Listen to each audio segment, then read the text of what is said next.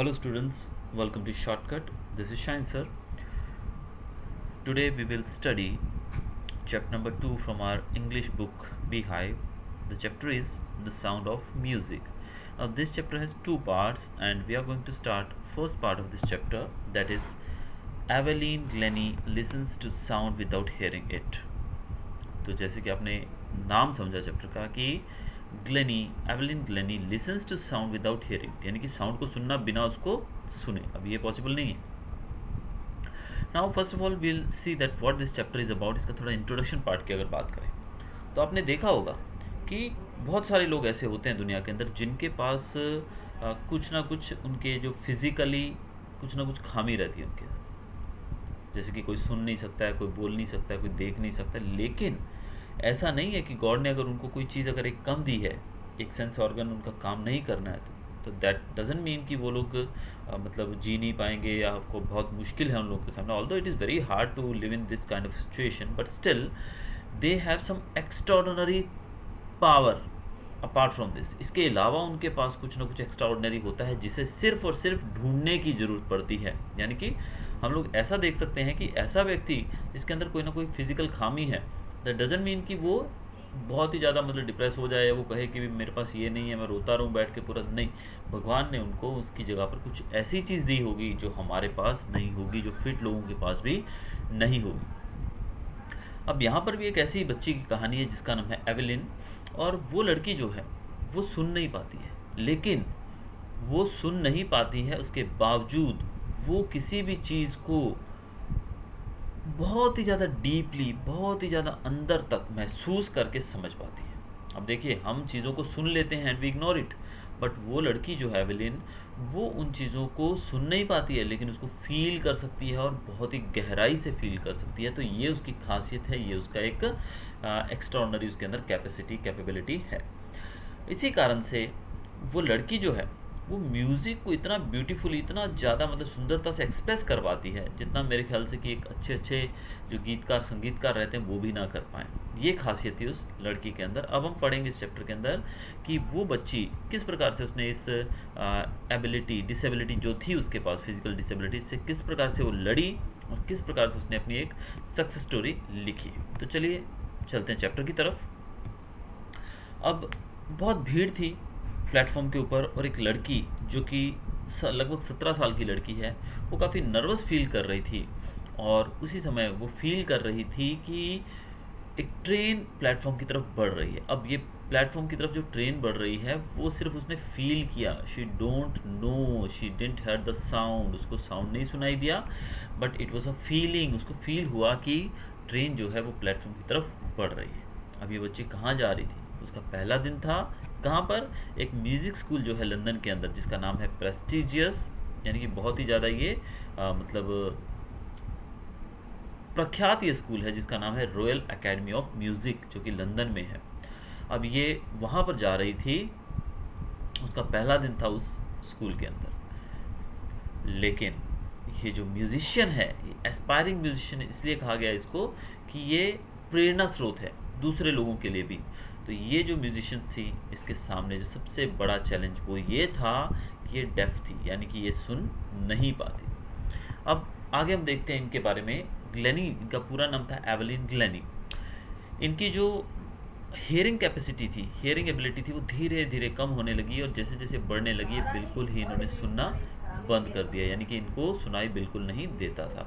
इनकी मदर जो थी वो याद करती हैं, वो आज भी अपने उन दिनों को याद दिलाती हैं कि जब ये एवेलिन जो थी वो 8 साल की थी, तब इन्होंने नोटिस किया कि वो सुन नहीं पाती हैं, क्योंकि उस समय ये पियानो बजा रही थी, यानी कि इसको बुलाया गया पियानो बजाने के लिए। तब जैसे कि यहाँ लिखा गया, they called her name and she didn't move, I suddenly realise that she hadn't heard. अब माँ ने इनको आवाज़ लगाई कि पियानो बजाना है, जल्दी इधर आओ, और ऐसे में उसने बिल्कुल भी इस बात को अनसुना कर दिया, क्योंकि उसको कुछ सुनाई ही नहीं दिया था। तो माँ ने जब उनका नाम बुलाया तो बच्ची ने कुछ भी रिस्पॉन्स नहीं दिया, तो इससे उनको थोड़ा शक हुआ कि शायद कुछ ना कुछ गड़बड़ है। और जैसे जैसे बढ़ने लगी, इनकी उम्र बढ़ने लगी, इनकी डेफनेस जो थी वो भी धीरे धीरे बढ़ने लगी, यानी कि she was becoming more and more deaf now. और इनकी जो डेफनेस थी अब तक तो सिर्फ घर पे ही लगभग आइडिया था कि इनको सुनने में दिक्कत है, लेकिन अब धीरे धीरे इनके स्कूल के मित्रों को, दोस्तों को और इनके शिक्षकों को भी पता लग गया कि that she was unable to hear. लेकिन जब ये 11 साल की थी तब, यानी कि अब तक सब कुछ ठीक चल रहा था लगभग, जैसे हमने कहा कि उम्र के साथ साथ इनकी जो सुनने की शक्ति थी वो धीरे धीरे कम होने लगी। अब जब ये 11 साल की हुई तब इनके जो मार्क्स थे सब्जेक्ट्स के अंदर वो धीरे धीरे गिरने लगे, और जो हेड मिस्ट्रेस थी, जो स्कूल की प्रिंसिपल जो थी, प्रधानाध्यापिका थी, उन्होंने पेरेंट्स को बुलाया और उनको एक स्पेशलिस्ट को मिलने की सलाह दी कि आप किसी स्पेशलिस्ट से मिलिए, किसी ऐसे डॉक्टर से मिलिए जो कि इसका स्पेशलिस्ट हो। और फिर डिस्कवर किया गया कि ये जो लड़की है ये बहुत ही ज़्यादा, इसके जो नर्व्स जो हैं, जो हेयरिंग से हमारे जुड़े होते हैं, वो नर्व सीवियरली डैमेज हो चुके हैं, and this girl is not hearing anything. अब इस बच्ची के बारे में अब तक नहीं लग रहा था कि ये नहीं सुन पाती है, सब कुछ ठीक था, पढ़ाई अच्छी चल रही थी, लेकिन 11 साल के होते होते पता लगा कि ये बच्ची सुन नहीं पाती है। और ऐसा तब पता लगा जब ये एक स्पेशलिस्ट को मिला गया।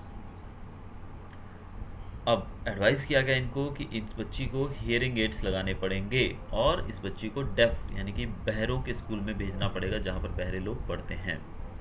और एवेलिन बोलती हैं कि उस समय एवरीथिंग सडनली लुक्ड ब्लैक, यानी कि एक तरह से देखिए कि 11 साल तक एक बच्चा नॉर्मल जीवन जी रहा है और उसके बाद सडनली उसको कहा जाए कि अभी तुम्हें एक नॉर्मल स्कूल से नहीं, तुम्हें एक डेफ स्कूल में जाना पड़ेगा और तुम्हें एक हियरिंग एड्स की ज़रूरत पड़ेगी, यानी कि सुनने के लिए जो मशीन लगाई जाती है कानों में उसकी। और इस समय एवेलिन का जो बयान आता है कि एवरीथिंग लुक्ड ब्लैक, सब कुछ जैसे कि अंधेरे जैसा हो गया, सब कुछ काला, यानी कि बहुत ही ज़्यादा एक इंसान के जीवन में जो काला अध्याय रहता है, इस प्रकार से इस बच्ची को फील होने लगा। लेकिन एवेलिन की जो इच्छा शक्ति थी वो इतनी प्रबल थी कि उसने गिव अप, मतलब उसने हार मानने की ना सोची। वो अपनी नॉर्मल लाइफ में उसी प्रकार से आगे बढ़ना चाहती थी और उसके लिए पूरी तरह से डिटर्मिन्ड थी, पूरी तरह से दृढ़ संकल्प कर रखा था कि मैं नॉर्मल अपनी लाइफ को जीऊंगी। और उस समय उसने अपना जो इंटरेस्ट था म्यूज़िक के अंदर उसको और ज़्यादा गहरा किया। एक दिन एक लड़की जो जाइलोफोन बजा रही थी उसको देखा, जब इस एवेलिन ने, इस बच्ची ने जब जाइलोफोन बजाते हुए एक और लड़की को देखा तो इसने डिसाइड किया कि वो भी उसको बजाएगी। लेकिन इसके ज़्यादातर जो शिक्षक थे उन्होंने इस बच्ची को डिस्करेज किया कि भाई तुम नहीं बजा पाओगे। एक्चुअली द थिंग इज़ कि जब वो उसको बजाएगी और उसको पता ही नहीं लगेगा कि मैं क्या बजा रही हूँ, उसका साउंड किस प्रकार से निकल रहा है, क्या वो सही बजा रही है कि गलत बजा रही है, जब उसको पता ही नहीं लगेगा तो how she will be learning that xylophone, उसको प्ले करना वो कैसे सीखेगी। तो इसी तरीके से इसके जो टीचर्स थे उन्होंने भी इसको डिस्करेज किया। लेकिन उसी दौरान एक व्यक्ति थे जो कि जिनका नाम था रॉन फॉक्स, जो कि अलग अलग इंस्ट्रूमेंट्स बजाते थे। यहाँ पर जैसे दिया गया वर्ड परक्यूशनिस्ट, यानी कि एक व्यक्ति जो अलग अलग इंस्ट्रूमेंट्स को बजाता है। तो रॉन फॉक्स नामक जो व्यक्ति थे उन्होंने इस बच्ची को नोटिस किया, इसको स्पॉट किया और इसके अंदर की जो काबिलियत थी उसको पहचाना। अब उन्होंने क्या किया, उन्होंने इसकी मदद करना शुरू किया। Now he began by tuning two large drums to different notes. उन्होंने 2 बड़े ड्रम्स लिए और उनको अलग अलग नोट्स पे वो बजाते थे।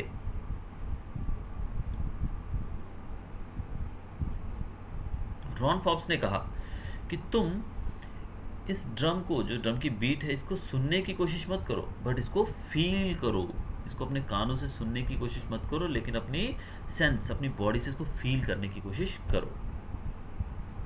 और उसी दौरान एवेलिन कहती है कि सडनली मैंने रियलाइज़ किया कि मैं हायर ड्रम को, यानी कि जो हायर नोट वाला ड्रम था उसको बेस से अपर पार्ट में फील कर पा रही हूँ, और जो दूसरा ड्रम था जो लोअर नोट वाला वो नीचे के पार्ट में मैं महसूस कर पा रही हूँ। यानी कि देखिए जो हायर नोट्स थी उसको फील करने के लिए इनकी बॉडी का वेस्ट के ऊपर का पार्ट काम कर रहा था, यानी कि वहाँ पर उसकी जो कंपन था, उसकी जो वाइब्रेशंस थी वो फील होती थी, और बाकी जो लोअर नोट वाला ड्रम था, जो लो नोट वाला, वो इनको लोअर पार्ट में महसूस होता था।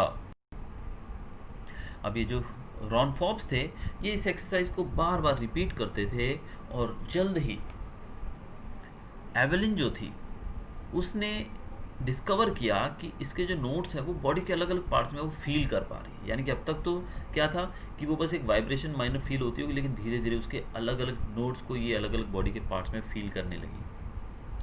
और इसी दौरान इस बच्ची ने नोटिस किया कि किस प्रकार से ये अपने माइंड और बॉडी को इस साउंड और वाइब्रेशन के प्रति वो मतलब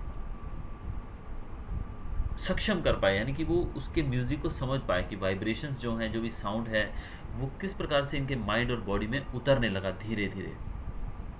यानी कि अब इनका म्यूज़िक के साथ एक रिश्ता जुड़ने वाला था। अब म्यूज़िक को ये समझने लगी थी, ये उसको सीखने लगी थी, फील करने लगी थी। और आगे जो इनकी सक्सेस की स्टोरी है वो इनके हार्ड वर्क से लिखी गई। यानी कि इनका जो एक बहुत ही ज़्यादा कठिन परिश्रम था उसके द्वारा ये जीवन में आगे बढ़ पाई। She never look back from that point onwards, और उस समय से इन्होंने कभी पीछे मुड़कर नहीं देखा। इवन इन्होंने यूनाइटेड किंगडम का पूरा टूर किया विद अ यूथ ऑर्केस्ट्रा। एक यंग ऑर्केस्ट्रा टीम थी जिसके साथ इन्होंने पूरे यूनाइटेड किंगडम का, पूरे इंग्लैंड का इन्होंने दौरा किया। यानी कि अलग अलग जगहों पे जाके इन्होंने शो किए। By the time she was 16, she had decided to make music her life.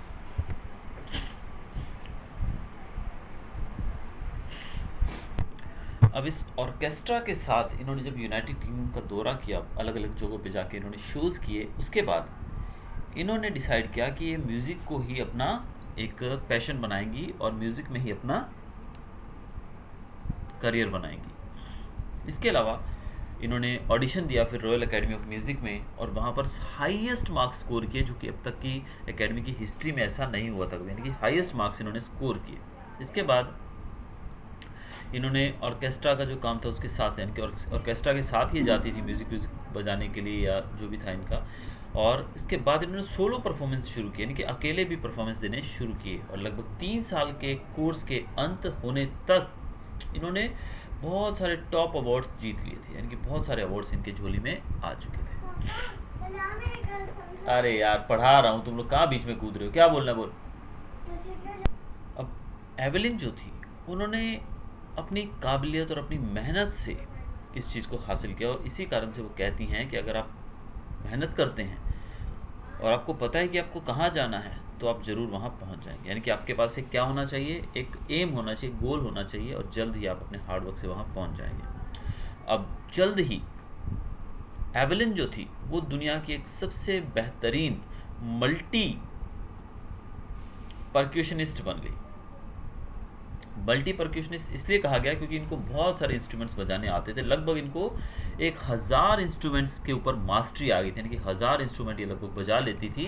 और इनका शेड्यूल तो जो था इंटरनेशनल लेवल पे बहुत ही ज़्यादा हेक्टिक, बहुत ही ज़्यादा बिजी हो चुका था, क्योंकि बहुत सारे जगहों पे इनको मतलब शोज़ करने होते थे। तो पूरी वर्ल्ड में इन्होंने घूम घूम कर शोज़ किए। तो इस प्रकार से इन्होंने अपना जो डेफनेस थी उस कमज़ोरी को एक चैलेंज के रूप में लिया, और किस प्रकार से एक बहुत ही सक्सेसफुल अचीवमेंट अपने जीवन में हासिल किया। तो इससे हमको एकदम एक बहुत ही अच्छी शिक्षा मिलती है कि किस प्रकार से अपनी विपरीत परिस्थितियों के बावजूद हमें मेहनत से आगे बढ़ते रहना चाहिए, and we can write a success story. So that's all for this chapter. जो बाकी का चैप्टर है उसके लिए स्टे ट्यून्ड मेरे सेकंड पार्ट के लिए। Hope you enjoyed. अगर आपको वीडियो अच्छा लगा हो तो सब्सक्राइब करिएगा मेरे चैनल को, और जो सेकंड पार्ट है उसका लिंक आपको इसी वीडियो के डिस्क्रिप्शन में मिल जाएगा। Thanks for watching.